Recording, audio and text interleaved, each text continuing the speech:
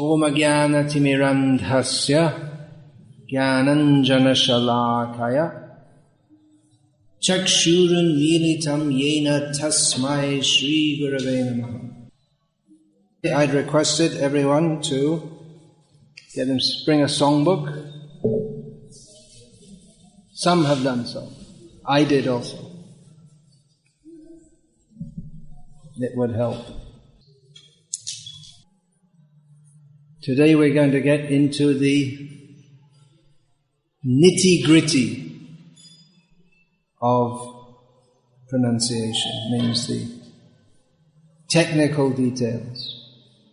Before doing so, I'll recite one verse which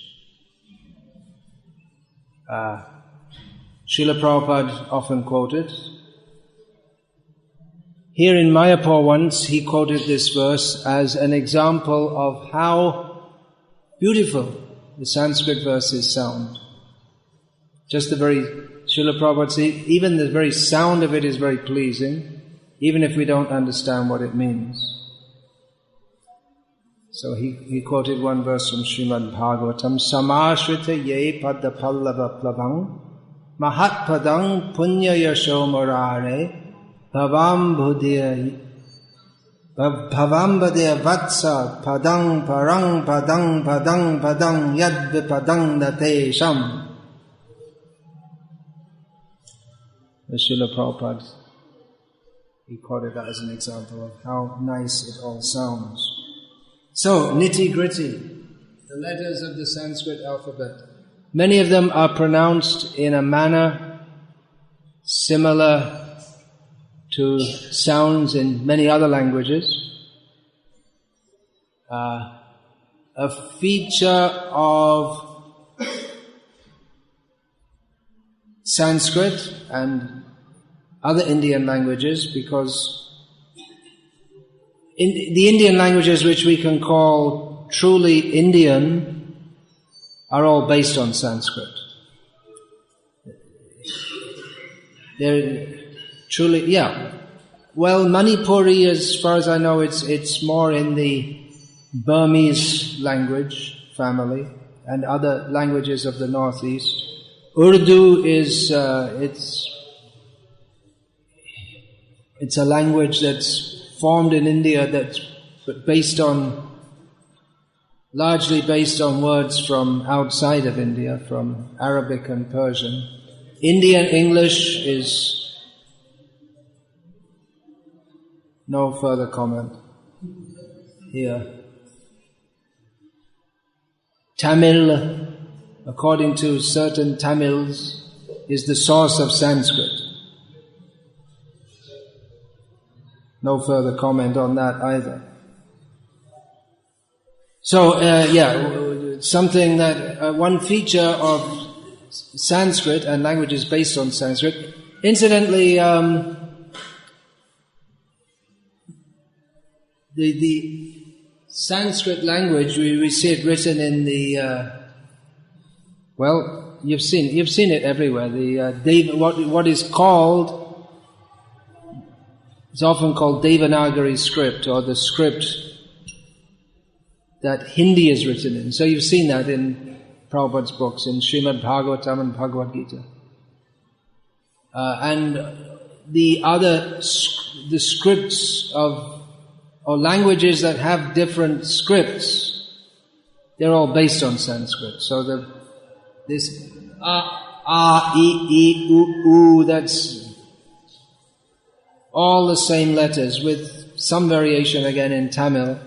The Bengalis, Gujarati, South Indian scripts, Oriya, they're all exactly based on Sanskrit, even though the script may be different.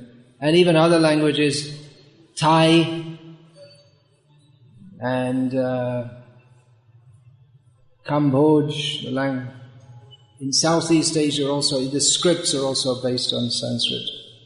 So, one feature is that are not in European languages, with the exception of Latvian, as far as I know, that's the only exception, although I haven't made a deep study of it, is that is short and long vowels. So the first letter is A, and the next is A, and they're similar but different. And it does make a lot of difference. Those of you who are from India, you know this. I hope.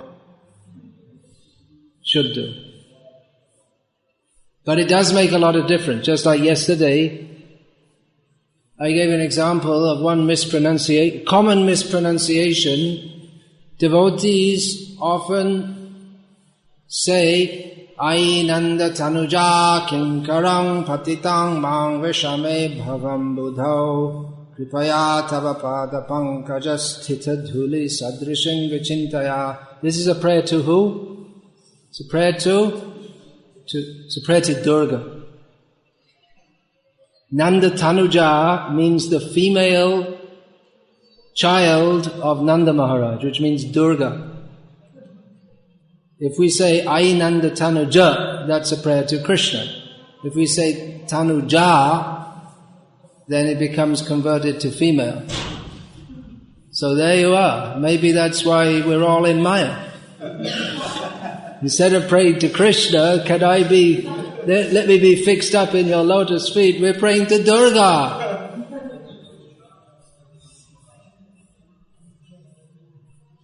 That's it. That's the solution to all our problems, maybe. Well, it's probably not that easy. But it's an example of how mispronunciation gives a different meaning altogether. Even though it's only a small... It's an apparently negligible difference in sound. So, Can all say it? Say it? Difference, right? Then there's oo. There's a difference. Short vowels and long vowels. Now, it's a very easy thing to do. When you're reading Srila Prabhupada's books or the songbook, whenever you see an A, an E or an U without a line on it, you say A, E, U. And when you see with a line on it, you say A, E, U. It's not very difficult. So, what we can do is simply read. The diacritical marks, they exactly follow the original Sanskrit writing.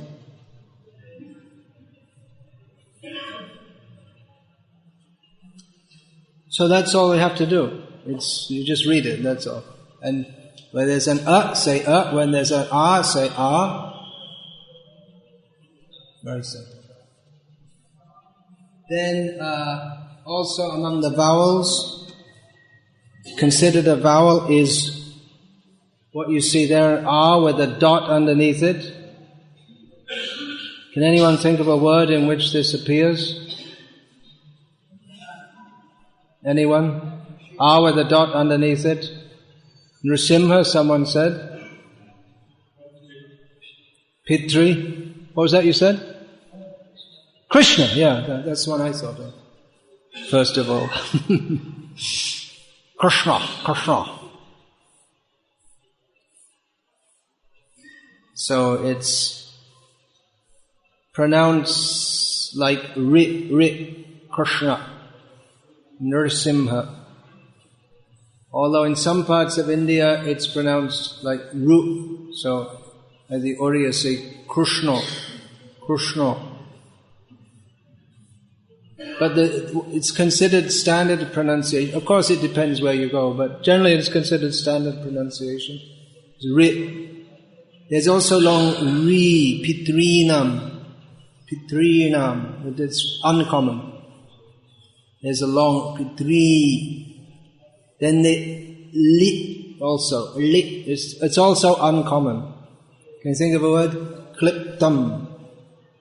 Uncommon. But if you see an L with a dot underneath it, pronounce it like L-I, that's all. It's uncommon. L, long L with a dot. Hardly seen. Have you ever seen it? Hardly seen it. Very rare. Now, the other vowels, they're all A, that's all. It's always pronounced long. So if you see, for instance, Deva, that A in Deva, it's always pronounced. There's no Deva. There's no short form of that. Krishna, in Krishna. A is pronounced. Then the next one is officially, what do they say in our books? I think they say it's pronounced like I. Isn't it? What do they say? This is actually one of those sounds. Where does it say? It says like the I in aisle. But it's, in modern Indian languages, it's pronounced more like the A, in just like we say Chaitanya. It's generally heard Chaitanya. From what I'm told, the actual sound is something, or the sound it's supposed to be is something between A and A. But for our usage, we can go along with what, instead of trying to do something which is too difficult for all of us to imagine, we can go along with what pretty much everyone in India does and just pronounce it, just like Chaitanya, Chaitanya, maybe a little bit like the I. In the Russian books I was told it's written, you told me that it's written as an I, so everyone in Russia says Chaitanya or Advaita, Sri Advaita, something like that. So it's not really like anyway, that's the problem. You want to make it too difficult. Then O also, it's a common sound in almost any language, isn't it? Ho, Some word with O, Govinda, Gopala, Gopi, Gopinath. Now the next one, A-U. You can write also the Anusvar, Visarga, Anusa. Oh, another left-hander. Not too scruffy for a left-hander. So, in the books I think it's said that it's written as ow in how. It's often pronounced similar to the O, like Govinda, but some Sanskrit pundits it's very pronounced, they make an ow sound out of it. Although most Indian speakers, it's more like I was talking yesterday about laziness in speaking. The tendency of people to, instead of pronouncing precisely, they tend to pronounce in a way which takes less effort. Because some sounds, it takes some effort to pronounce them.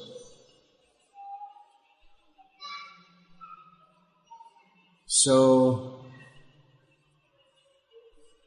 one word with, you think of some word with this A-U as it, go, cow.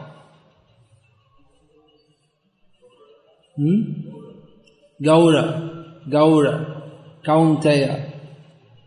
It's not as pronounced as the The pronunciation guide says like the OW in how. How are you? But it's not as pronounced as that. It's not as strong as that, but something like that. Gaura. It's often said Gora, like that. Which is also not exactly like the O, is it? It's another sound. Gora. As I said yesterday, there are variations, but there are standard variations. Then you'll often see this M with a dot on top of it. This comes in the middle of sentences or in the middle of shlokas. And how it's pronounced depends on what comes next. It's usually pronounced something between an M and an N. Just like that verse I said. Padam, something like in sing, English sing, the word sing. So, padang yad vipadang na tesham. So it's pronounced something like, all this, what does it say here? It says, a resonant nasal like the N in the French word boom. So if you know how to pronounce French, that's helpful. Then, H with the dot underneath it. This, again, the pronunciation depends on what comes after. If it comes at the end of generally if it comes at the end of a sentence or at the end of a shlok, or the shlok is divided into two parts. Usually we see it written on 4 lines, but it's in our books, but it's actually it's in 2 sections. So if it comes at the end of a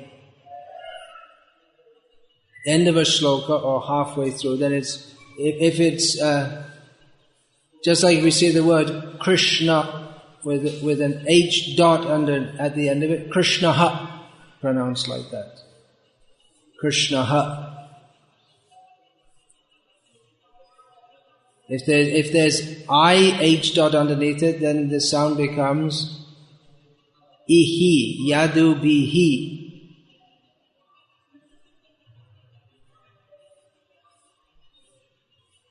If there's an O before it, Bo-ho. Now if this H with a dot comes in the middle of a shlok, then there are various pundits have various ways of dealing with it. One way is to pronounce the vowel like Ishvaraha, Paramaha, Krishnaha, Satchidananda Vigrahaha. Some pundits, they make something resembling what we might call an 8 sound. Ishvara, Parama, Krishna, Satchidananda Vigrahaha. And some just seem to leave it out altogether. Ishvara, Parama, Krishna, Satchidananda Vigrahaha. So there are various ways of dealing with it. The easiest way is just to forget it altogether, I guess. Not pronounce it at all.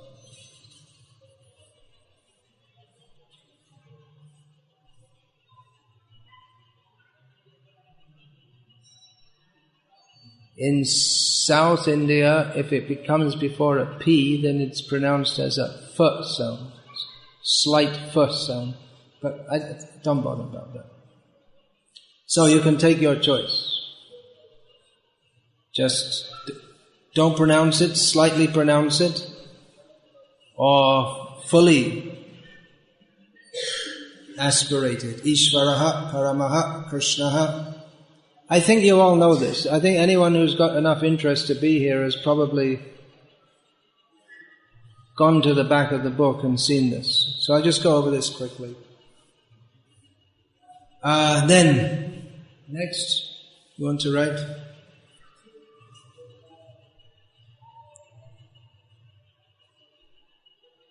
So, and then when joined with consonants, it's very easy, generally.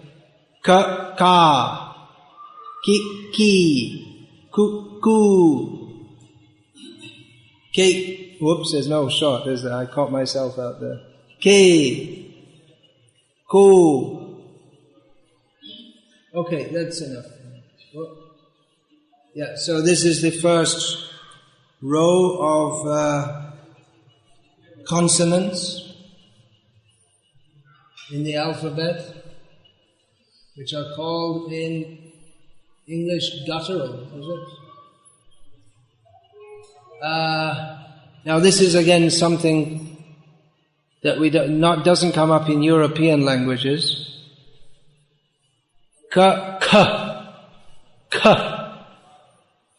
The K with almost like an H after it. And actually in pronouncing Sanskrit properly, it should be pronounced quite strongly. Although in modern Indian languages, again due to laziness, it's often not very strong. But then it's often not very clear what you're saying also, unless it's pronounced clearly and strongly. So this ka, ga. Which others does that come up with? That comes up with, actually with many letters. Bha, bha, pa,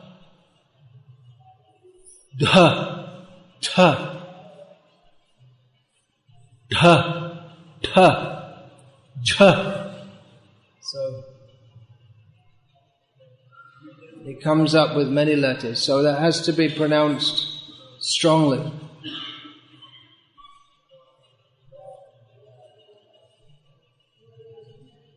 Then, what else should we go through? Oh, yeah.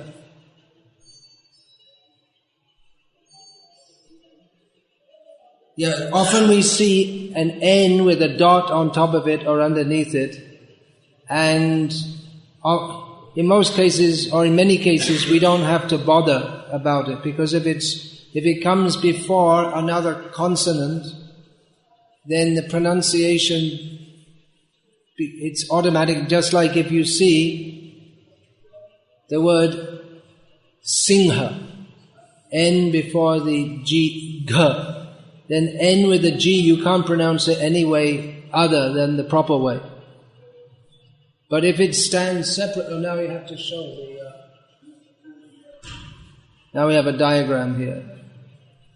In English there's a saying, there are not many native English speakers here. There's sayings, they're called tongue twisters. It twists your tongue and makes it difficult to pronounce. She sells seashells on the seashore. Can you say that quickly? She sells seashells on the seashore. She sells seashells on the seashore. It's difficult because, there's s and sh. And if you try and say it quickly, then you get all mixed up. She sells seashells on the seashore. She sells seashells on the seashore. It gets difficult. So Sanskrit pronunciation, it's often almost literally tongue twisting. Now there are many sounds in which, the tongue, point out the tongue, what's supposed to be the tongue? This is the tongue. This represents the tongue. This is the position of the tongue. When you see a T with a dot underneath it, you have to put your tongue back here. And try to say it like that. Ta, ta, ta. That's how it. That's different to t. Can you hear the difference? T. Now there's one t where you put show it where it just comes right. The T without a dot underneath it comes. The tongue should be placed on the back of the teeth. ta. And when you see it with a dot underneath it, then it's ta. It's actually a different sound, if you can notice. Now, in English, people, they say the ta is generally said somewhere in between. Ta. It's closer to the teeth, but to Indian people it sounds more like a ta than a ta. And so when English words with ta are written in Indian languages, they use the ta with the, at least in Bengali, with a ta with the dot underneath it. Now it can make a lot of difference. You can be misunderstood if we use the wrong one. And can be difficult to hear. Of course, that's if you're learning the language. But we don't expect everyone here to learn Sanskrit and Bengali, but at least when we're reading the verses, we can see the difference and pronounce accordingly.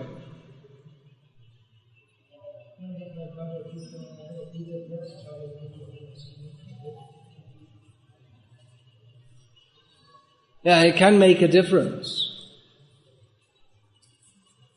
Just like, you might be misunderstood. Yeah, here we are. That ta doesn't come up so much, does it?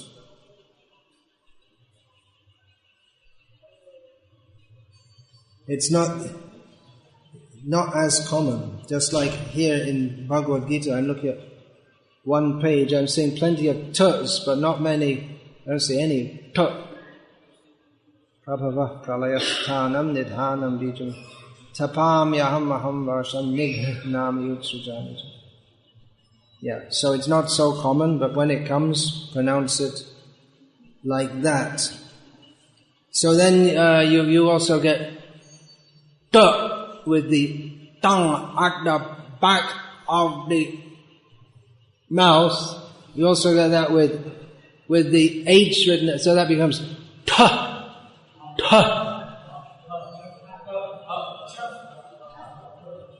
It's actually not so difficult, but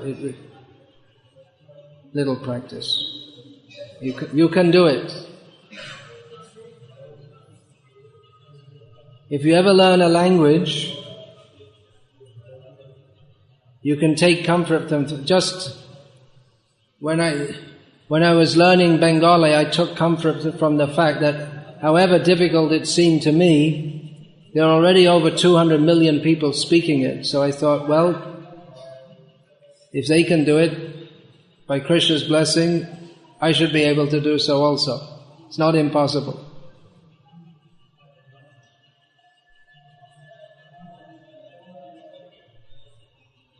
So, what else do we need to go through now?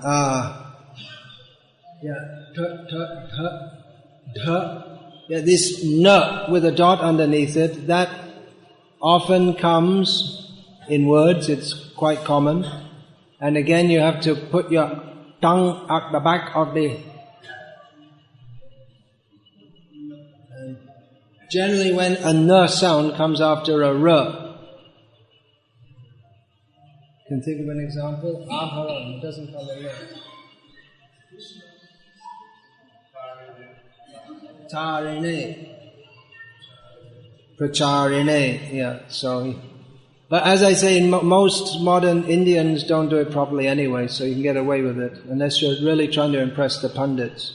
But you can just, if you don't put your tongue right at the back and say, Krishna, you can get away with saying Krishna. Did that make any sense? Okay, other sounds that, I won't go through all of them because many of them, they're very similar to English. Although one point to note is that just like there's ta and ta, so when we see the ta without the dot underneath it, which is much more common, instead of pronouncing it as when we're reading Sanskrit shlokas, then we can be careful to try to place our tongue on the teeth. Because in English pronunciation, we pronounce it with the tongue a little bit back. And people who are accustomed to speak only English, they don't notice the difference. But those who are accustomed to speaking Sanskritam, they do notice the difference. Now, other somewhat unusual sounds, just like HM together, as in Brahma. You can write the word. Here's you can write Brahma, Brahman, Brahma. These three words. And then we can see example of words which are similar, but the sound is very similar, but there's significant difference in their meaning. Brahma, Brahman, then Brahma, same as Brahman without a... What are we talking about here?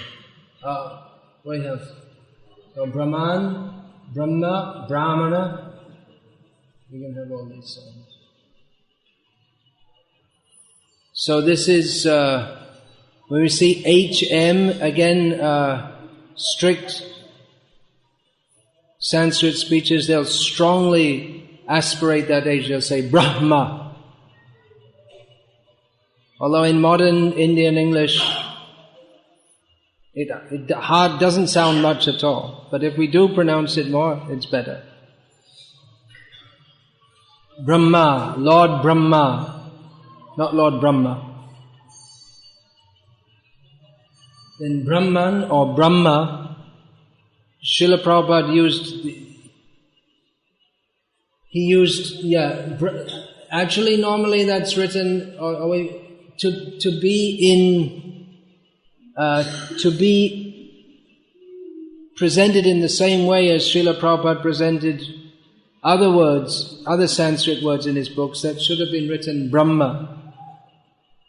Just that you can write sannyasi or sannyasin, Goswami or Goswamin.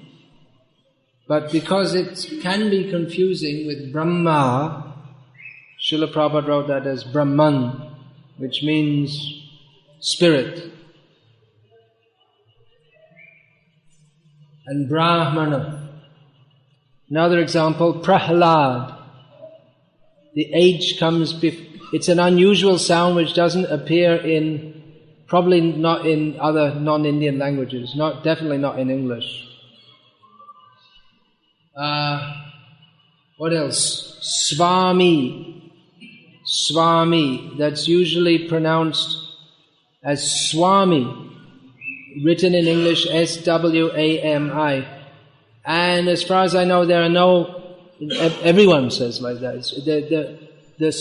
What's written as V is pronounced more like a W. So Swami is quite a good pronunciation.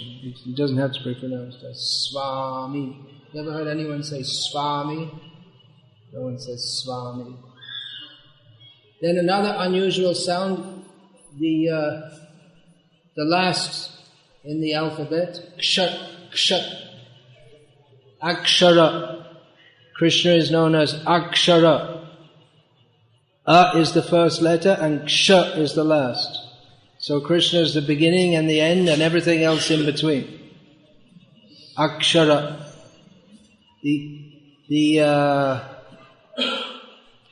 What do they call the alphabets? They call it in Indian English. What's the English word for that? The letters. The letters are also called Akshara. So Ksha. You see that Ksha there? Well, that's how it's pronounced. Like that, the K and the Sh become combined. So it's pronounced something like Ksha. Actually, when it's like that, it's easier to say akshara, but then like kshatriya, that becomes a little more difficult to pronounce, doesn't it? There are many words beginning with ksha, so it's pronounced like that, ksha. Although again in modern Indian language, it's Indian languages, it's usually not so clear. It becomes more like a sh. People say more like kshatriya. Well, it is pronounced. No, it's R-I. Kshatriya. Okay, so we'll go through some Sanskrit verses. Actually, what we can do is go through now we can get into common mispronunciations, and then we'll get into Bengali, in which the pronunciation is quite different in many ways. Okay, so now for some fun. That wasn't much fun, was it? Anyone enjoyed that? It's not very enjoyable. But now we can have some fun laughing at ourselves and others. So, please write on the board. We'll go through our daily liturgy. Some of the, you can write Nama Om Vishnu Padaya. You can go through that and write it all out. Sorry, I should have prepared you in advance. Okay, who's got a songbook? The first prayer we sing in the morning is Sri Gauravashtaka, right? Sometimes called the Sangsara prayers, which isn't a very good name because we're not really praying to be in samsara. Sri Gauravashtaka. Now, mispronunciations arise from various factors, not just not knowing how it should be pronounced, but for instance, splitting up words when they shouldn't be split up. So we often hear samsara dava nalalira, but it becomes meaningless. It should be sung continuously. Oh, that reminds me, there's another thing. Sorry about this. When we see a Y, write the letter Y. You can leave that up, right? Okay. When we see that before a vowel, it's not pronounced as I. Just like write Atmani Eva. And as two words. Atmani Eva. Alright. No. It's two words. Not together. No. You can leave the Eva, but just put an I instead of the Y.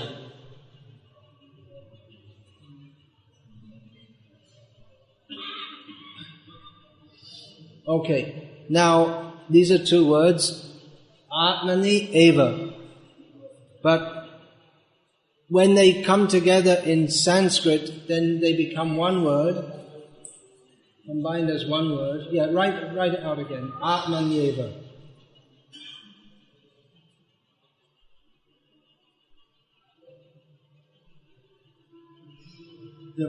Join them together. Yeah, they're often written, if you see in the Bhagavad Gita or wherever we'll see that's written as two words, but actually it actually becomes one word, and it's pronounced as one word, Atmanyeva. So it's actually pronounced more like Atman and then Yeva. But devotees often say Atmani Eva, which is incorrect. So when you see that Y with a vowel before it, just keep on going, don't stop. Don't say Atmani Eva, say Atmanyeva. Atmanyeva. Brahmanyu Pashamashrayam. It's a very common conjunction. Okay, so we're going through the Gauravashtaka. Samsara dava nala. No.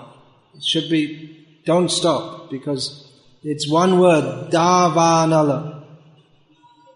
So if we break it up in the middle, then it doesn't have any meaning. Samsara dava nala leader. Do you all have songbooks? Yeah. I'd ask devotees to bring songbooks. Those of you who have songbooks can see that leadha, there's a D with a dot underneath it. So curl up your tongue and say lead, and there's an H after it. And it's a long, is it? Yeah, long I. Leadha, samsara. And there's also an M with a, in samsara, there's an M with a dot over it.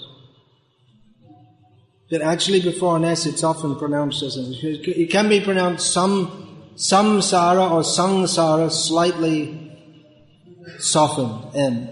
Sangsara davanala. Here's a common mispronunciation. Samsara davanala. But it's sangsara davanala. Right? Leedhaloka. Now, the next word is tranaya, not tranaya. Very commonly pronounced as tranaya, tranaya. Karanya, ghanatvam. Often pronounced as ghanatvam.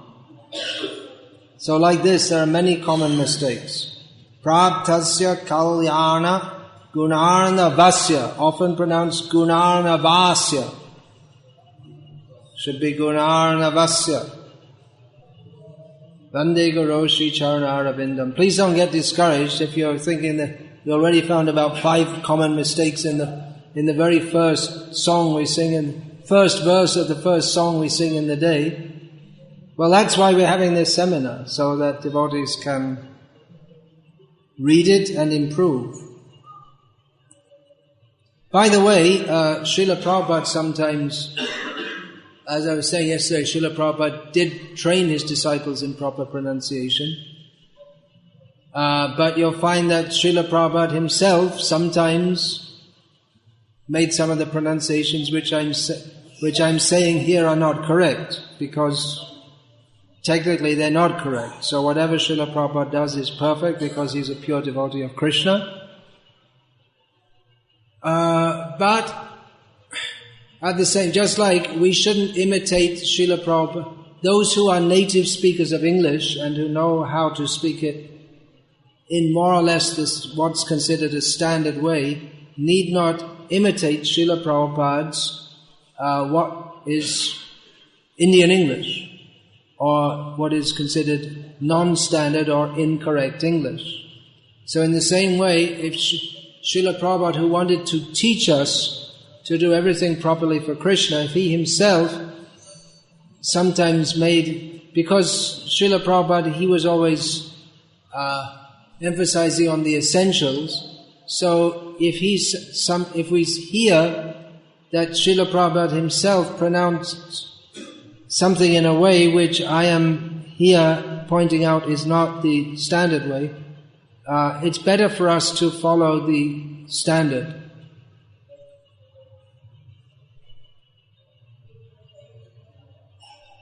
There's in the, I believe it's the Hare Krishna Explosion, one book by the late Hayagriva Das.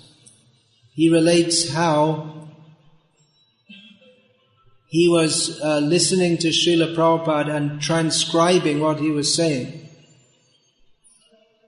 So he heard Srila Prabhupada mention about the bards in Vrindavan.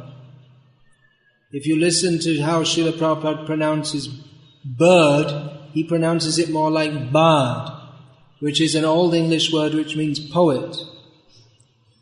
Shakespeare is sometimes called the bard. So Hayagriva heard the bard. So he was typing it in, and he was wondering, what does that mean? Are there so many poets in Vrindavan? the bards on the trees in Vrindavan. He's saying, well, maybe that should be birds. So he asked Prabhupada about it, and Prabhupada said, yes, it's birds. So I'm just giving an example, because Srila Prabhupada, we should never say our spiritual master made a mistake, but he pronounced bird in a manner that sounded more like bard. So that doesn't mean that because Srila Prabhupada did it, that every member of ISKCON from now on should pronounce bird as bard. Pronounce it as bird. This is going to be very difficult to translate into Russian. You have to make up some Russian examples on the spot.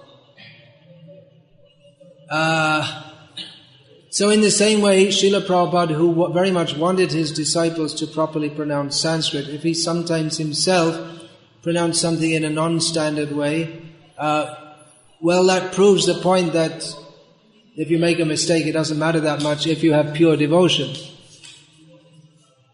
But we should try to pronounce in what is considered a standard manner. Mahaprabho Kirtana Nritya Gita. Sometimes that's pronounced Nitya Gita. Srila Prabhupada himself often pronounced it like that because that's a Bengali way of pronouncing it. It is Nritya Gita. Vaditra Madhyan Manasora Sena. This song is very beautiful actually, isn't it? Every morning I find it just so beautiful. The very sound of it is Chintamani. Very, very, so it is so beautifully Krishna has inspired. Saraswati has inspired Vishwanath Chakravarti Thakur to compose this song. Romancha Kampashru Taranga Bhajo, not Bajo, Bhajo. Vande Guru Sri Charanarabindam. That Guru, again there's an H with a dot underneath it, can be pronounced gutturally. Usually it's not, can be. Vande Guru, by the way, not Guru. Shivigraharadhana, not dhana. Shivigraharadhana nityanana Shingaratan Mandira Marjanado. Sometimes pronounced as Mandira, but actually it's Mandira, not Mandira. Marjanado. Yuktasya bhaktangs chanayam jatopi Vande Guru Sri Charanarabindam. I'll go. Kritvaiva Triptim or Kritvaiva Triptim Sadaiva Shiradhika Madhavayorapara Madhurja Lila Madhurya, or in Bengali pronunciation, Madhurja. Okay, I'll go forward a little bit. Tatrati Dakshyad in the 6th verse. There's a y after the sh, which don't leave it out. Dakshyad, it's slightly pronounced, but it Sakshadharidvena samasta shastraya yuktas tata is often said, but that's in uktas. It's a different word. Uktas tata. Uktas tata bhavyata. Not bhavyata. And not yuktas tata. Now here in the 8th verse comes a common and devastating mistake. It's going to completely destroy your spiritual life. Yasya prasadad bhagavat prasado yasya prasada nagati katopi. That means that by the mercy of this, it literally means of him by whose mercy one gets the mercy of Krishna. But yasya prasada nagati katopi means that by his mercy you're totally finished. You have no hope whatsoever in spiritual life. It should be yasya prasada. By his aprasada. by yasya prasadat, of him from whose mercy. One gets Bhagavat Prasadaha, the mercy of Krishna. And of him whose aprasada, nagati katopi, very important statement, that whatever else we do, you can chant 64 rounds a day, stand on your head, fast for 3 months, whatever else we do, even live in the dham, if we don't get the mercy of the Vaishnavas, then whatever else we do, it's all hopeless, no chance. So please say, yasya prasadam, nagati katopi, not yasya prasada. It's a devastating mistake. Okay, what's the next thing we see? Srila Prabhupada's pranam mantra.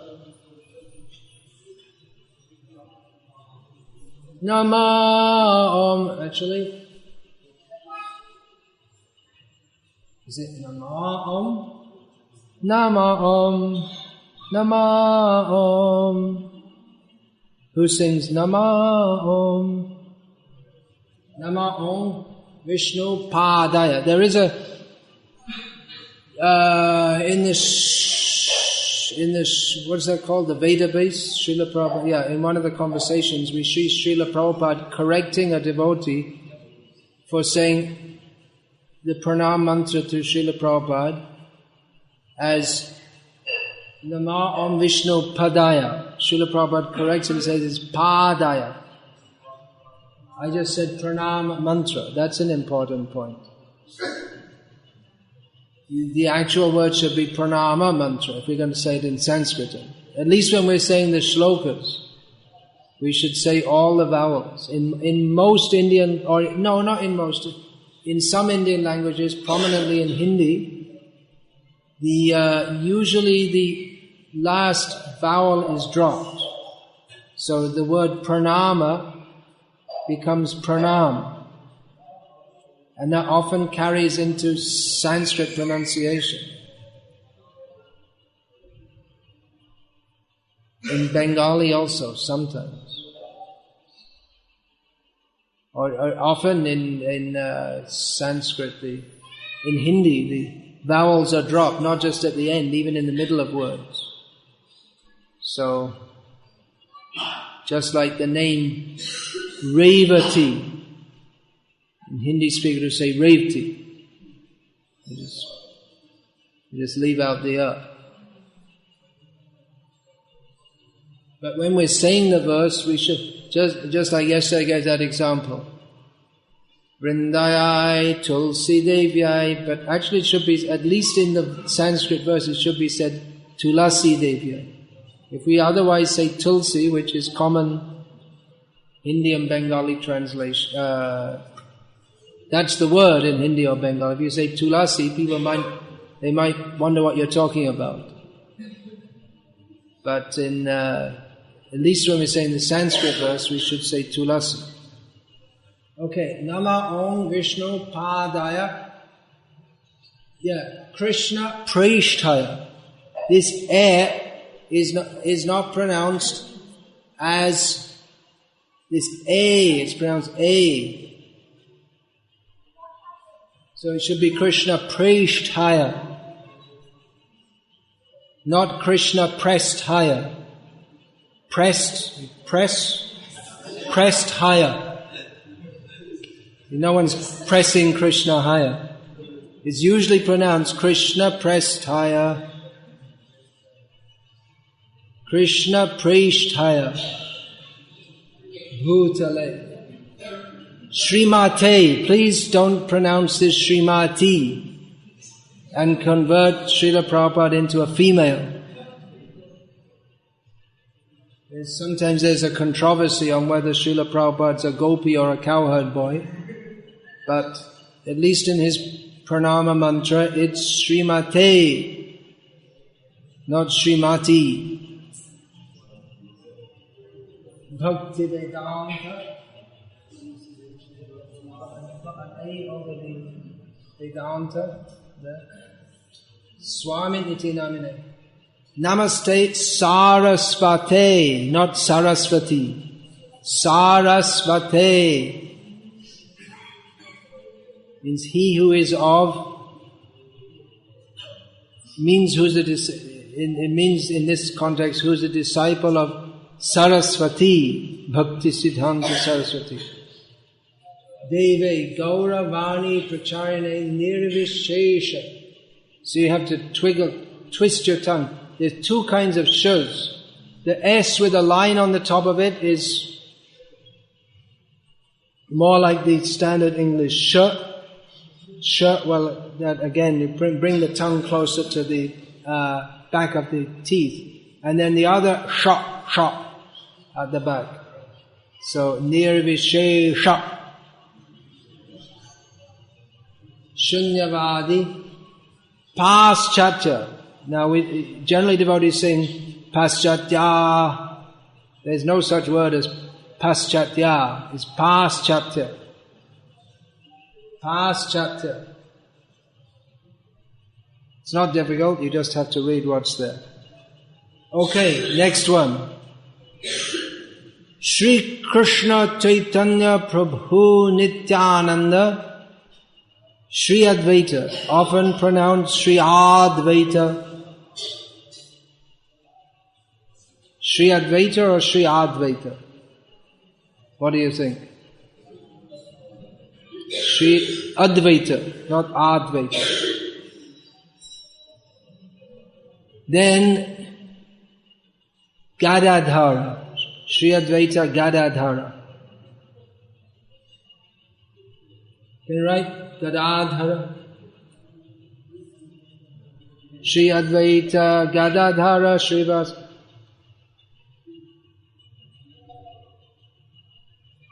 Gadadhara. If we hear Srila Prabhupada saying, he'll sing Shri Advaita Gadadhara. Not Gadadhara. Gadadhara. I mean, we say this every day, how many times? Throughout our life. So,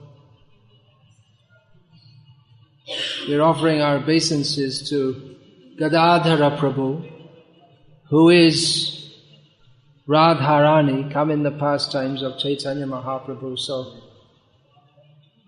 at least we could say his name properly if we want to worship him. Not Gadadhara. Gadadhara.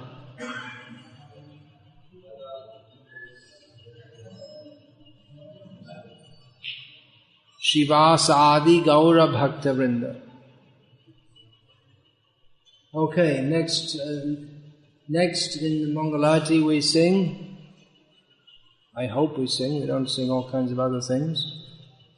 Hare Krishna, Krishna Krishna, Hare Hare. Hare Rama, Rama Rama, Hare Hare. Hare Krishna, sometimes sung as Hare Krishna. Hare Krishna, should be Hare Krishna.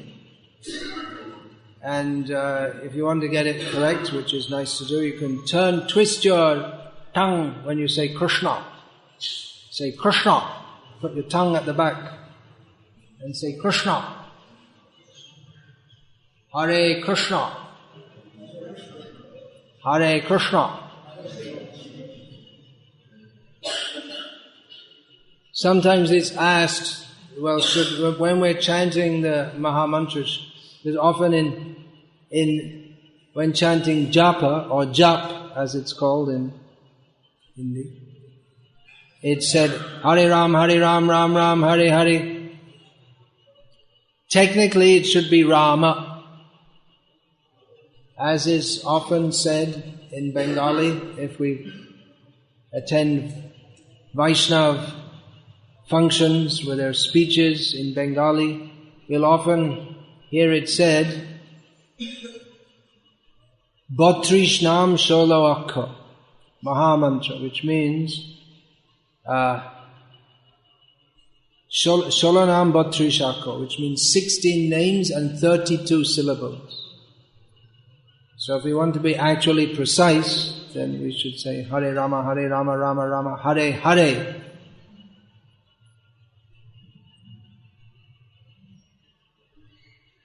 Also in Kirtan, I guess this isn't so important. But sometimes, it is Krishna's name. Or sometimes we hear the Mahamantra pronounced in such a way that it comes out more like Hare Rama, Hare Rama, Rama, Rama. Rama means Lakshmi actually. It's a name for Lakshmi. So, Hare Rama, Hare Rama. Now this long A and short A, in singing, sometimes the last vowel becomes extended. Right? Hare Krishna, Hare Krishna. But it can become extended, but still it's better to pronounce it as We can sing Hare Krishna, Hare Krishna. But if we sing Hare Krishna, Hare Krishna, Krishna is a name for... everyone knows. Too quick. Yamuna, Draupadi. Did I hear someone say Radharani? I wasn't aware of that. At least I know of Yamuna, Draupadi, Krishna. Name of a river in South India. Krishna is female name. So that can be done. Then what else? Then we got on to Namaste Narasimhaya. Okay, open your songbooks. What is near the back?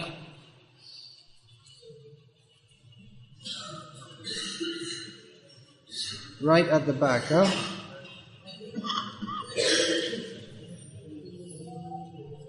So what's the first word? Namaste. Is it Namaste? What have you got there? What does it say? Namaste? Namaste. Namaste, not Namaste.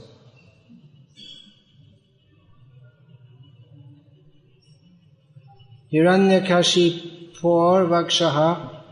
Then the next word, Shila, is usually pronounced Shila. Shila Tanka, but no, it should be Shila Tanka.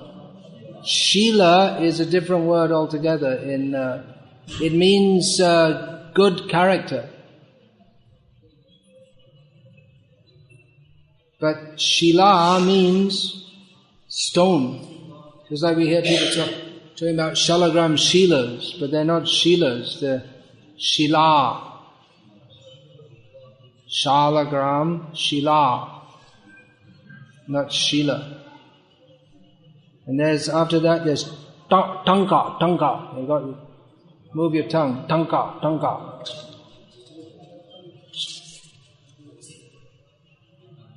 Ito nrsimha parato nrsimho yato yami tato nrsimha bahir nrsimho hridaye nrsimho.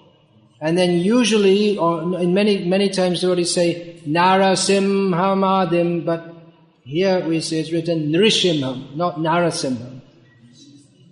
Now we may think it sounds better, but this is from Shastra. So we should say Nrisimham, not Narasimham. We shouldn't change the words of Shastra. Narasimham, no, Nrisimham. Hindi speakers usually say Nrsimha. In Gujarati also, Nrsimha.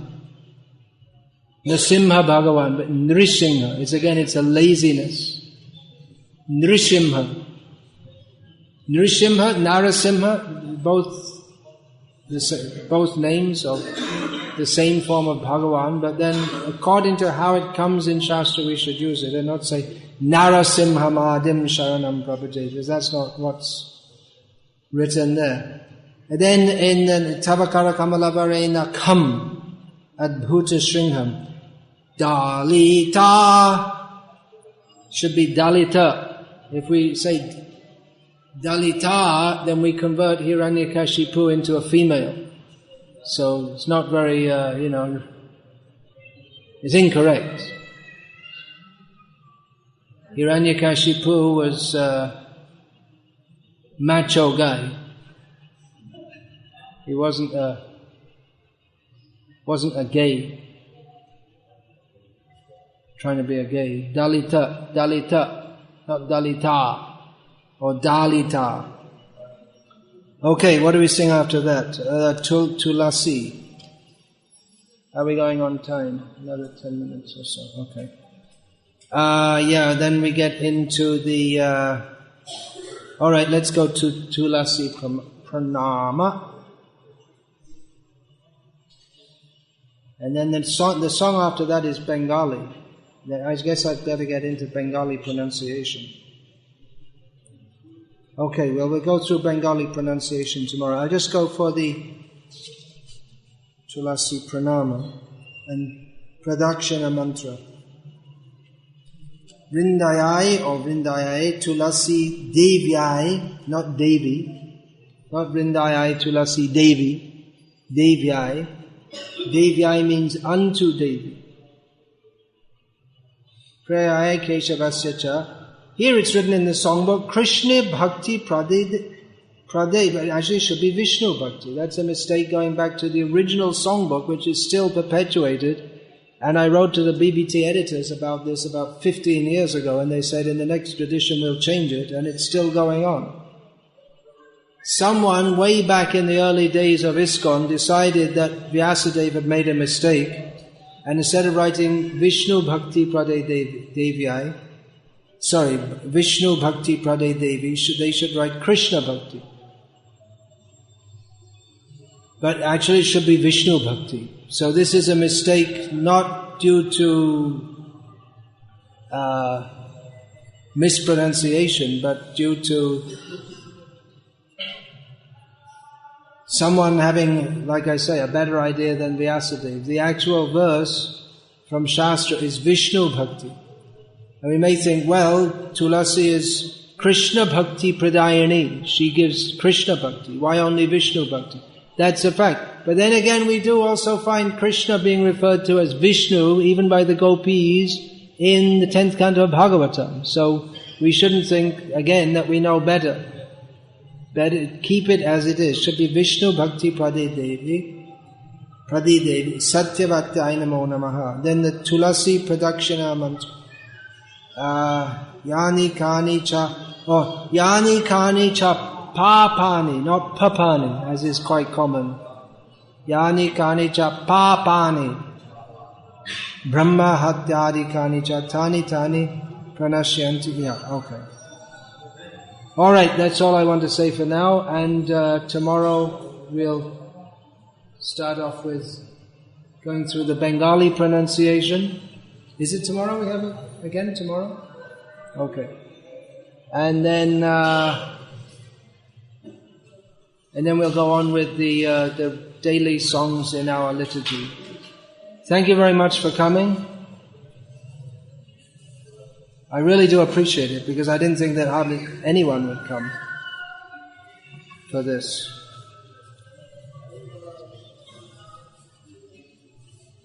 Yeah, okay, so now we'll have prasadam or prasada.